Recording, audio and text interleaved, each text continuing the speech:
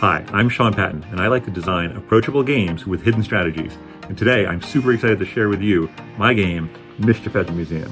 It supports 1 to 6 players, ages 7 and up, and the game lasts an average of 60 minutes, or about 15 minutes per player. It is a strategic, set collection game with emergent storytelling, and it's played on a modular board, the museum.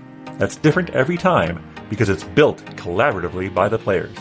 In fact, the first thing players do is come up with a theme for their museum. The rules encourage whimsical thinking, such as cat or dog, bacon or donuts museum, and I found that helps engage casual players, as does the process of building the museum. Does the gift shop go near the lobby? Absolutely. But where should the hands-on exhibit go? And are you making donuts there or tasting them? Once the collaborative setup is complete, players randomly draw their character from 6 options. There are 3 museum employees, the docent, janitor, and volunteer, and 3 family members, the grandparent, parent, and teen. The game mechanical difference between the 6 characters is age. 2 are seniors, 2 are adults, and 2 are youths.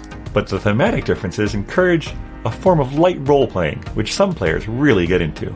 Go on, Sonny! Get out of my room! Along with a character card, players also choose trait cards. These are the sets in the set completion mechanic. Players will collect education, friendship, romance, and mischief tokens as they move around the museum. Now the competition begins. The museum is open for 7 hours, and the museum clock will keep track. Each hour, players have 5 action cards they can use. Strive to use all 5. The action cards are a way for players to keep track of what they've done on their turn, as well as a reminder of what they can do. Let's look at a turn partway through a game. It's 3 p.m. in the Donut Museum. I can use my action cards in any order, except for the cheeky action. It has to be used at the end of someone's turn. Now it could be my turn, but in this case I'll use my cheeky action at the end of the turn of the player before me. When I flip it, it allows me to push or pull a visitor or player. I'll push the janitor out of the collection nouveau. That's where all the fancy new donuts are, like chocolate bacon, etc. I'll push them into the hands-on exhibit. One moment, please. Can you clean up the hands-on exhibit? So now I'm alone. Tokens have requirements that have to be met before you can collect them. Because I'm alone in a room, no one watching, I can flip a normal action to collect mischief.